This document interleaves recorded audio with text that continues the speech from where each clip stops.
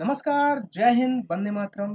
दोस्तों स्वागत है आपका हमारे यूट्यूब चैनल पे। दोस्तों जैसा कि आपको स्क्रीन पे दिख रहा होगा, मणिपुर में राज्यपाल ने दंगाइयों को देखते ही गोली मारने के आदेश दिए। मतलब आपके दिमाग में हालांकि ये न्यूज़ आपको विचलित कर सकती है कि किस तरीके से दंगे मणिपुर में भड़क चुके हैं। और चूंकि मणिपुर पूर्वोत्तर भारत का एक स्टेट है और वहाँ तक की खबरें इतनी मतलब कह सकते हैं कि इतने फेमस तरीके से भारतीय मीडिया में नहीं दिखाई जा रही हैं। आप सबको पता होगा पिछले कई दिनों से मतलब भारतीय मीडिया में मतलब एक अलग ही माहौल बना हुआ है, लेकिन जो एक्चुअल इन्फॉर्मेशन है, जो दिखानी चाहिए, वो कहीं पे भी भारतीय मीडिया में मैंने अभी तक तो नहीं देखी। जबकि ये बहुत ही एक कह सकते हैं बड़ी खबर है और इसको ज़रूर भारतीय मीडिया को दिखाना चाहिए, बट कोई बात नहीं, हम जैसे लोग तो हैं ही दिखाने के लिए। तो आपको स्क्रीन पे दिख रहा होगा, जहाँ पे मणिपुर के जो राज्यपाल हैं, उन्होंने सीधा जो भी दंगाई दिख जाते हैं, उनको सीधा गोली मारने का आदेश दिया है। और सीआरपीएफ की जो रिज़र्व बटालियन है, आरएएफ, उसको डिप्लॉय कर दिया है मणिपुर में। और उनको सीधा ऑर्डर मिला है कि आप देख मतलब कि अगर आपको कहीं भी दंगाई कोई दिखता है, कोई मतलब दंगा करता हुआ व्यक्ति मिलता है, तो आप सीधा उनको गोली मार सकते हैं। ठीक है? ये आपको यहाँ पे दिख रहा होगा, ये ऑर्डर है। इस ऑर्डर में आपको ये देख सकते हैं यहाँ पे टी रंजीत सिंह, जो कि गवर्नमेंट ऑफ मणिपुर के स्पोक पर्सन है या कमिश्नर है। ठीक है? टी रंजीत सिंह, इन्होंने ये ऑर्डर दिया है, issue shoot at site order. ये आपको दिख रहा होगा, शूट एट साइट यानी कि देखते ही गोली मारने का आदेश दिया गया है। और ये इम्फाल में, मणिपुर की राजधानी है इम्फाल, और 4 मई 2023 का ये कटिंग है, जो नोटिस है। और इसको ऑर्डर मिलते ही सीधा जो ट्विटर है, ट्विटर पे नॉर्थ ईस्ट ट्रेंड करने लगाया था। ठीक है? अब मैं आपको पहले बता देता हूँ कि मणिपुर आखिर इसकी लोकेशन क्या है। ठीक है? इससे पहले मैं आपको ये कुछ पिक्स दिखा देता हूँ। ये आपको सामने स्क्रीन पे पिक्स दिख ही रही होगी। इसके अलावा एक ये पिक्स है, protest against EST demand turns violence in Manipur, curfew imposed in entire state. मतलब पूरे स्टेट में कर्फ्यू लगा दिया गया है। 55 army columns deploy in violence hit Manipur. ठीक है? और approx 9,000 people shifted to safer places, army deployed in violence hit Manipur. ठीक है? और सारा कुछ वही है कि वहाँ पे आर्मी लगा दी गई है, पैरामिलिट्री फोर्सेस उतार दी गई हैं, आरएस के जवान उतार दिए गए हैं, और शूट एंड साइट का ऑर्डर सीधा-सीधा राज्यपाल की तरफ से दे दिया गया है। ठीक है? ये आपको भीड़ दिख रही होगी मणिपुर में, जहाँ पे आपको ये स्क्रीन पे कुछ दिख रहा होगा, ट्राइबल सॉलिडरिटी मार्च। ठीक है? आखिर क्या है मास प्रोटेस्ट रैली, क्या है, इस सब के बारे में आपको अब विस्तृत चर्चा करूँगा। आपको ये स्क्रीन पे ये वायलेंस की तस्वीरें दिख रही होंगी, जहाँ पे गाड़ियाँ जलाई जा रही हैं, घर जलाए जा रहे हैं, दंगे-फ़साद हो रहे हैं। और यहाँ पे सीधा अमित शाह जी ने कमांड अपने हाथ में लेते हुए, जो मणिपुर के कह सकते हैं एक तरीके से चीफ मिनिस्टर हैं, एन बीरेन सिंह, उनसे सीधा बात की। और जो भी वायलेंस हुआ उसके बारे में पूरी रिपोर्ट अमित शाह जी ने ली, और तुरंत ही वहाँ पे आर्मी उतारनी पड़ी। इतना भयानक वहाँ पे कह सकते हैं प्रोटेस्ट चल रहा है। अब बात करते हैं कि आखिर क्या वजह रही इस प्रोटेस्ट की। तो सबसे पहले मैं आपको बता देता हूँ, मणिपुर भारतीय यदि भारतीय इतिहास में या भारत की जो कह सकते हैं मैप, इस ये सामने ये आपको मैप एक दिख रहा होगा, ये भारत का मैप है, सब शायद सबको ही पता होगा। लेकिन इसमें भी मणिपुर एक स्टेट है, जो कि ये आपको दिख रहा है ना, ये मणिपुर स्टेट है, जो भारत का सबसे पूर्वोत्तर स्टेट मान सकते हैं आप। हालाँकि सबसे पूर्वोत्तर तो अरुणाचल प्रदेश है, क्योंकि यहाँ की जो ये बॉर्डर अगर आप इस तरीके से खींचे तो ये यहाँ तक आता है, लेकिन फिर भी ये मणिपुर है। अब मणिपुर का जो बॉर्डर है, यहाँ पे म्यांमार से लग रहा है, यहाँ पे चाइना है, और यहाँ पे बांग्लादेश। कुल मिला के आप अगर इस तरीके से देखें, तो यहाँ से ये हमारी चिकन नेक है। इसको, इस जगह को चिकन नेक बोला जाता है, जो कि पश्चिम बंगाल की है। और यही जगह है जो कि मतलब कि भारत को पूर्वोत्तर भारत से, ये पूरा यहाँ से यहाँ तक, इसको पूर्वोत्तर भारत बोला गया। पूर्वोत्तर भारत से जोड़ती है ये चिकन नेक। ठीक है? अब यहाँ पे मतलब ट्राइब्स थी, मतलब जो शेड्यूल्ड ट्राइब्स थी वो, और चाइना की तरफ से पैसे भेज के या हथियार भेज के यहाँ के लोगों को भड़का दिया जाता था। ठीक है? अभी हाल ही में 4-5 दिन पहले असम का एक अंतिम कह सकते हैं, जो एक ट्राइब थी, जो उग्रवादी संगठन था, उसने सरेंडर किया है। ठीक है? ये अंतिम उग्रवादी संगठन था असम का। ठीक है? यहीं पे शायद दीना दीना करके कोई था, यहाँ के असम के एक डिस्ट्रिक्ट का। ठीक है? उसने सरेंडर कर दिया है और अब वो मुख्य धारा में शामिल हो चुका है। भारत सरकार मतलब कि यहाँ के लोगों के साथ मुख्य धारा में शामिल हो गया। लेकिन फिर भी नागालैंड, मिज़ोरम और मणिपुर में ऐसी कुछ ट्राइब्स हैं, जो कि बाहर से पैसा लेके यहाँ पे मतलब कह सकते हैं उपद्रव कर सकती हैं या करती हैं, और एक तरीके से भारत की जो राजनीति है या भारत की जो अर्थव्यवस्था है उसको चरमराने का काम करती हैं। एक तरीके से हिल मतलब भारत सरकार को एस्टेब्लिश नहीं रहने देना चाहती हैं, और इसमें वही काफ़ी बड़ी फंडिंग होती है। यहाँ पे मैप में आप देख सकते हैं, चूँकि यहाँ से आपको ये पूरा भारत दिख गया, यहाँ पे इसकी मणिपुर की लोकेशन देख ली। अब यहाँ पे आप देखते हैं, ये पूर्वोत्तर का ही सिर्फ़ पूर्वोत्तर का नक्शा है, जिसमें ये आपको मणिपुर दिख रहा है ये। इस मणिपुर की राजधानी यहाँ पे इम्फाल है, ठीक है? ये तो मणिपुर की लोकेशन रही। अब मणिपुर के अंदर की भी मैं आपको एक बार मणिपुर का मैप दिखा देता हूँ। ये मणिपुर का डिस्ट्रिक्ट मैप है, ये मणिपुर स्पेशली मणिपुर का है, ठीक है? अब इस मणिपुर में भी जस्ट बीचों-बीच में ये यहाँ पे मणिपुर की राजधानी है, जैसे कि उत्तर प्रदेश की लखनऊ है, बिहार की पटना है, ठीक है? मध्य प्रदेश की भोपाल है या राजस्थान की जयपुर है। इसी तरीके से मणिपुर की राजधानी है इम्फाल, जो कि आप अगर एक एवरेज देखें तो बिल्कुल बीचों-बीच में बसी हुई है, ठीक है? अब इम्फाल जो कैपिटल है, यहाँ पे अगर हम आपको बताएँ तो इम्फाल में एक तरीके से जैसे कि यहाँ पे आप देखिए इस मैप में, हाँ, यहाँ पे अगर आप देखते हैं तो यहाँ से हिमालय पर्वत स्टार्ट होता है हमारा इस तरीके से, और यहाँ तक जाता है, उसके बाद में यही इस तरीके से जाता है, ठीक है? तो जो ने जिस तरीके के पहाड़ या पहाड़ियाँ उत्तराखंड, हिमाचल और लद्दाख, नेपाल, सिक्किम, भूटान, अरुणाचल इन सब में है, सेम उसी तरीके के कुछ पहाड़ यहाँ नागालैंड, मणिपुर, मिज़ोरम में भी हैं, और यही हमारा जो हिमालय का ही पार्ट है, यही हिमालय का पार्ट आगे चल के ये ज़मीन जो है ये बंगाल की खाड़ी में गिरी जाके, जिसको वर्तमान में अंडमान और निकोबार बोला जाता है, ठीक है? तो कुल मिला के मणिपुर जो है वो एक पहाड़ी स्टेट है, ये समझाना मैं चाहता था, ठीक है? अब इसी पहाड़ी स्टेट में चूँकि ये जो बीच वाला इतना एरिया है, इस एरिया में ही मतलब कह सकते हैं समतल मैदान है, ठीक है? और मणिपुर की 90% जनता, ठीक है? मणिपुर की 90% जनता इस इतना जो भाग है उसमें निवास करती है, ठीक है? और जो बची हुई ये मणिपुर का चाहे ये वाला एरिया ले लो या ये वाला ले लो, ये पूरा पहाड़ी एरिया है, ठीक है? ये पूरा हिल हिल एरिया है, इधर भी पहाड़ है, इधर भी पहाड़ है, इधर भी पहाड़, तो पहाड़ों पे आप सबको पता है पॉपुलेशन कम रहती है और यहाँ पे कोई रहता भी नहीं है पहाड़ों पे, ठीक है? और ये वाला जो एरिया है बीच वाला मतलब इम्फाल के आस-पास, ये एक घाटी टाइप का है, मतलब कि दून टाइप का, जैसे हमारा देहरादून है, ठीक है? या हरिद्वार, तो यहाँ पे एक तरीके से ज़मीन जो है वो समतल है, ठीक है? दोनों तरफ से पहाड़ है और बीच में ज़मीन समतल है, सेम इसी तरीके की लोकेशन ये इम्फाल की है, ठीक है? अब इम्फाल में पूरे मणिपुर के एप्रॉक्स 90% लोग रहते हैं, और इन 90% लोगों के पास में ये 90% लोग कह सकते हैं, यहाँ पे एक जनजाति है, मतलब उनका नाम क्या था? मैतेई। मैतेई जनजाति है यहाँ की, ठीक है? मैतेई को यहाँ पे मैं लिख दे रहा हूँ।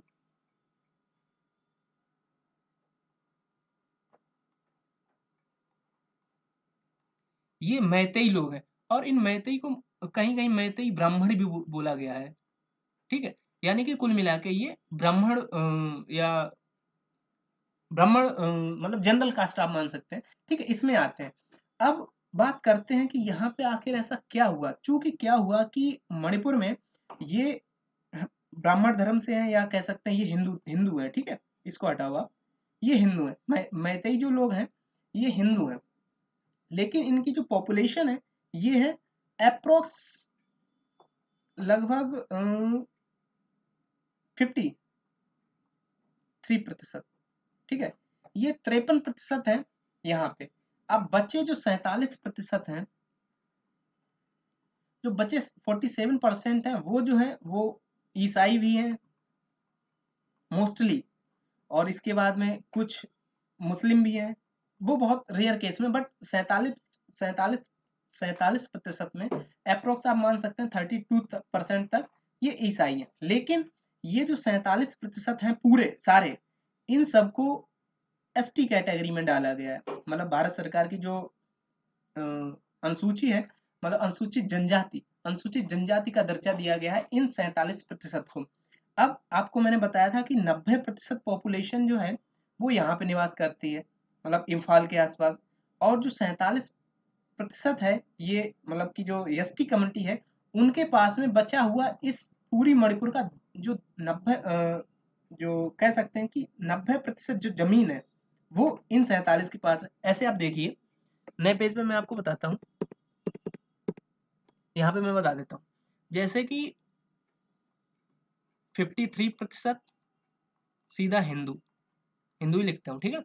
अब इनके पास में मणिपुर की मात्र 10% जमीन है, और जो 47% है इनके पास में 90% जमीन है। अब चूंकि शेड्यूल ट्राइब की जमीन जो है वो नॉर्मली मतलब कि इनकी जो जमीन है वो ये ले नहीं सकते, तो इन लोगों ने मतलब कि जो ये 53% है हिंदू, इन्होंने कई सालों से मतलब वहाँ का जो हाई कोर्ट है मणिपुर में, उसमें ये केस चल रहा है कि या तो अब चूंकि क्या है ना कि ये 10% जमीन पे रह रहे हैं तो इनको जमीन की रिक्वायरमेंट है, ठीक है। समय के साथ में पॉपुलेशन बढ़ गई, पॉपुलेशन बढ़ने पे वही बात है कि लोगों की समस्याएं बढ़ रही, तो इन्होंने कई दिनों से ये चल रहा है कि या तो इनको जमीन दिलाई जाए या फिर इनको भी इन्हीं के साथ में, अब ये जो है ये एसटी कमेटी है, तो इनकी ये केस है था कि इनको भी एसटी कमेटी में ही डाल दिया जाए। जब इनको एसटी कमेटी में डाल दिया जाएगा तो नॉर्मल सी बात है, ये 90% जो जमीन इनकी है उसमें ये लोग भी ले सकते हैं इस जमीन को, चूंकि अब चूंकि इक्वल वो आ चुकी है कह सकते हैं कैटेगरी, तो इस इनकी जो जमीन है इनकी जमीन ये भी ले सकते हैं। क्यों? कब? जब ये लोग इनकी कैटेगरी में आ जाएंगे।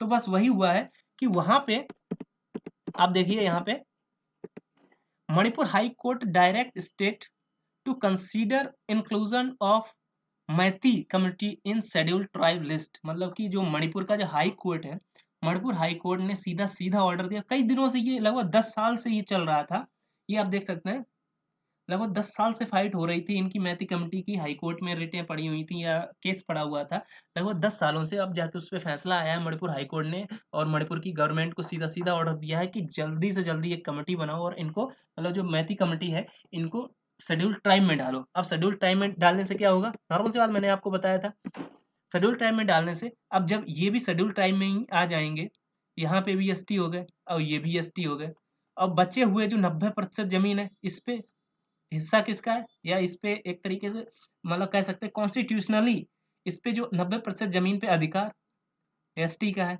अब चूंकि वहां पे ये भी एसटी है ये भी एसटी है, तो अब इस जमीन के लिए 90% जमीन के लिए ये भी आएगा, और इनके पास तो थी, जब इनके पास थी तो जब ये लेने आएगा तो इसमें और इसमें लड़ाई होगी।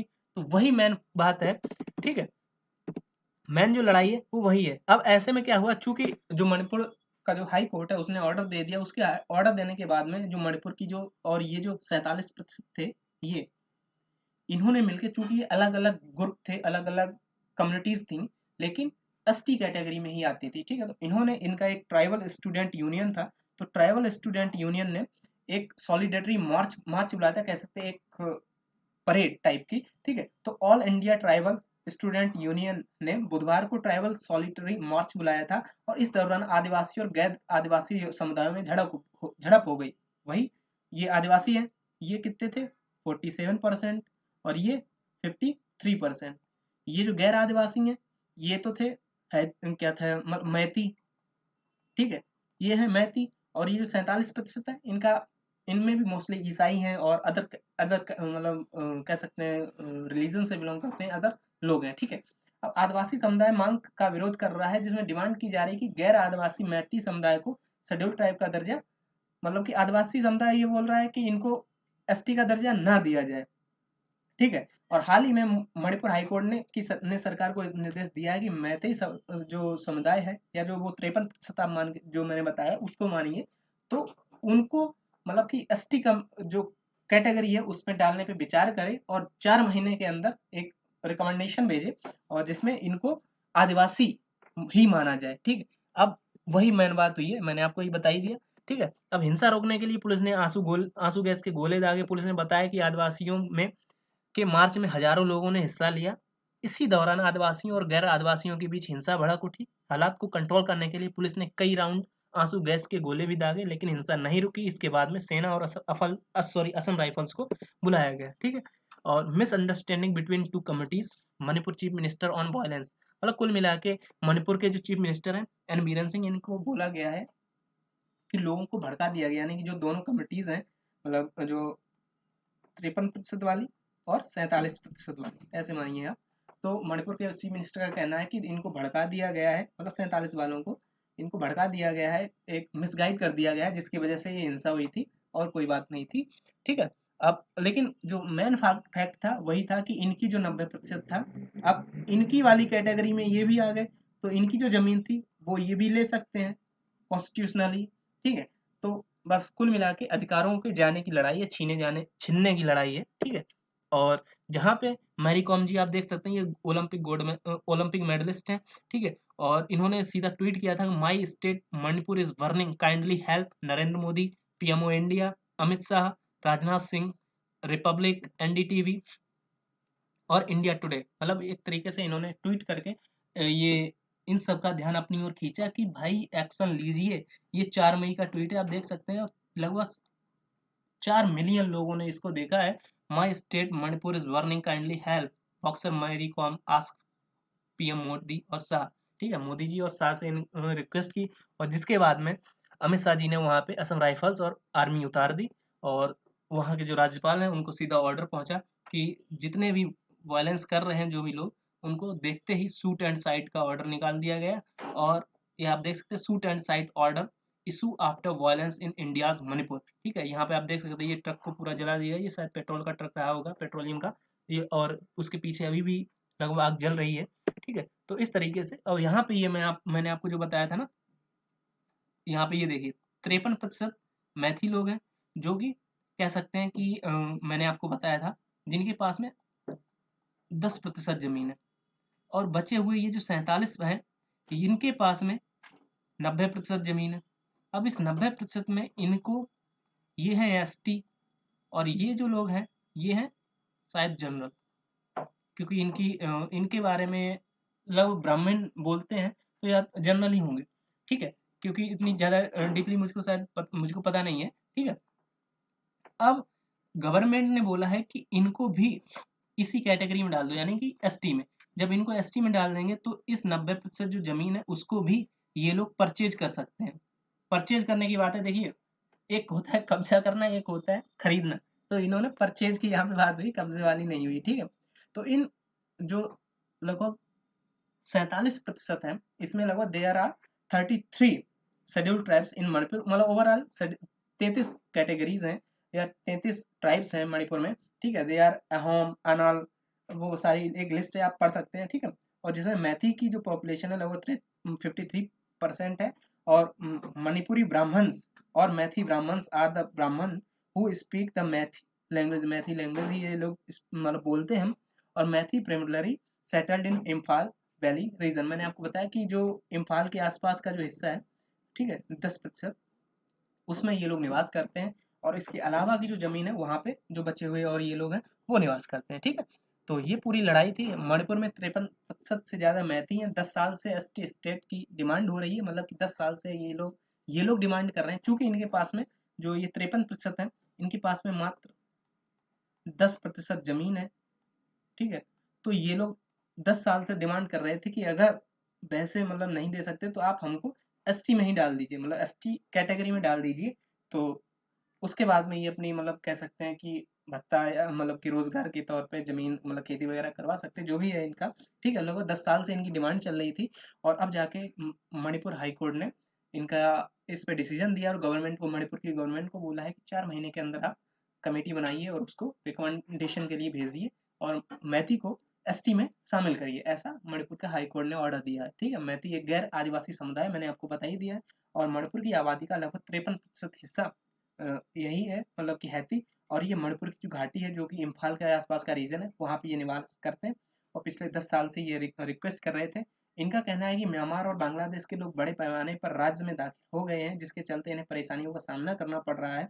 मौजूदा कानून के अनुसार मैती समुदाय को राज्य के पहाड़ी इलाकों में बसने की इजाज़त नहीं है। मैंने आपको बताया था कि चूंकि 10% जमीन ही इनके पास है, क्योंकि वो जो घाटी है वो 10% ही है, बचा हुआ इस तरफ का एरिया, इस तरफ का एरिया, इस तरफ का ये पूरा 90% एरिया है।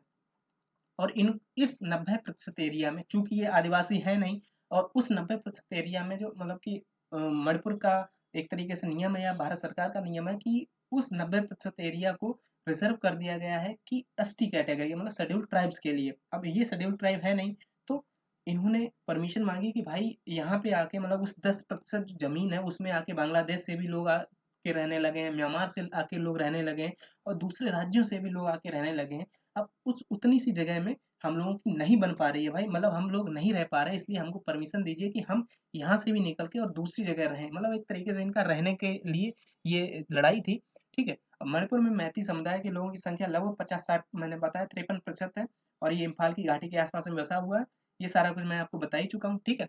और इसका जो विरोध वो जनजातीय लोग कर रहे हैं, क्यों कर रहे हैं? मतलब एसटी लोग कर रहे हैं कि इनको डर है कि मैती समुदाय अगर जनजातीय वर्ग में शामिल कर लिया गया तो वो उनकी ज़मीनों और संसाधनों पे कब्जा कर लेंगे। देखिए ये तो समय की माँग है और आने वाले समय में मतलब जैसा वक़्त बदलेगा वैसा-वैसा चेंजमेंट होना ही पड़ेगा। अब किसी के पास में कोई भी कह सकते हैं कि हमेशा नहीं रह सकता है। तो बाकी देखते हैं आगे क्या होता है, चूँकि ये शेड्यूल्ड ट्राइब्स हैं और वो सामान्य हम कह सकते हैं कि हमारी जो एक विचारधारा है मतलब सामान्य रहन-सहन की, उसमें अभी ये लोग इतना घुले-मिले नहीं हैं, शेड्यूल्ड ट्राइब्स जो हैं, ठीक है? इसलिए इनको एक विशेष दर्जा भी दिया गया है, जिस वजह से इनके क्षेत्र में कोई दूसरे गैर आदिवासी लोगों का जो रहना है, बसना है, वो मना हुआ था, ठीक है? तो उसी के विरोध इन लोगों ने किया है और ये मणिपुर के बारे में पूरा डिटेल है कि यहाँ पे मुख्य रूप से 3 समुदाय हैं, मैती, दूसरा नागा और तीसरा कुकी। जिसमें नागा और कुकी आदिवासी हैं, तो अब जाके मैती भी आदिवासी बन जाएगा।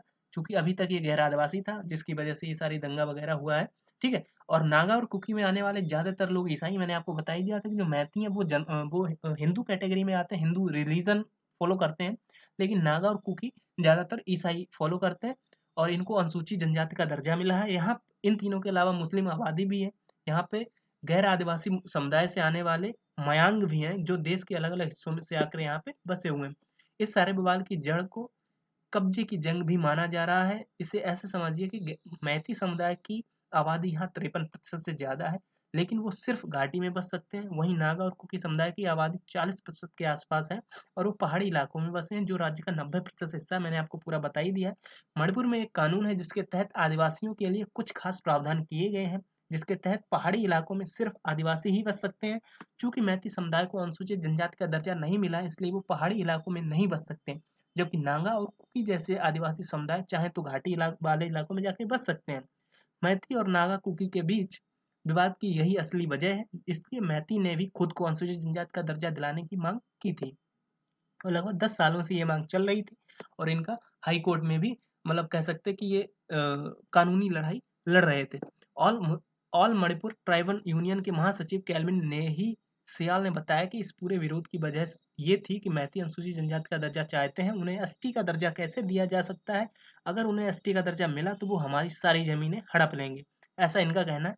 लेकिन अगर मैती समुदाय की माँगे मतलब माने तो उन्होंने बोला कि हमारे पास मात्र 10% ज़मीन थी, उसमें भी हर कोई आके रह रहा है, तो नॉर्मल सी बात है कि हमको दूसरी जगह पे रहना पड़ेगा। अब हमारी भी पॉपुलेशन आगे दिन-प्रतिदिन बढ़ती जा रही है, इस वजह से हमको सरकार आदेश दे या हमको कुछ प्रावधान दे या तो हमको एसटी में शामिल कर दे, जिससे हम लोग दूसरी जगह जाके रह सकें या फिर हमको मतलब कि ये जो एसटी के लिए जो बचा हुआ 90% है कि उसमें केवल वही लोग रह सकते हैं, उस कंडीशंस को हटाए जिसमें हम जाके वहाँ पे रह सकें। तो कुल मिला के रहने-खाने की लड़ाई है, बस ये था। और जिसके विरोध में आप देख सकते हैं यहाँ पे इतना दंगा-फ़साद हुआ कि पूरा मणिपुर जल उठा और ये इम्फाल का सीन है। इम्फाल जो मणिपुर की राजधानी है, इम्फाल के आस-पास पूरा मतलब कह सकते हैं धुआँ-धुआँ कर दिया इन लोगों ने, ठीक है? और दोनों गुट आपस में भिड़ गए, जिसमें ये सारा कुछ हुआ और राज्यपाल की तरफ से शूट एंड साइड का ऑर्डर दे दिया गया था, जिसके बाद में ये हिंसा शांत हो गई है फिलहाल। बाकी तनाव अभी भी बरकरार है। यदि आपने अभी तक हमारे चैनल को सब्सक्राइब नहीं किया है, तो सब्सक्राइब कर लें, हमारे वीडियो को लाइक करें, अपने दोस्तों के साथ में शेयर करें और मिलते हैं आपसे नए वीडियो में।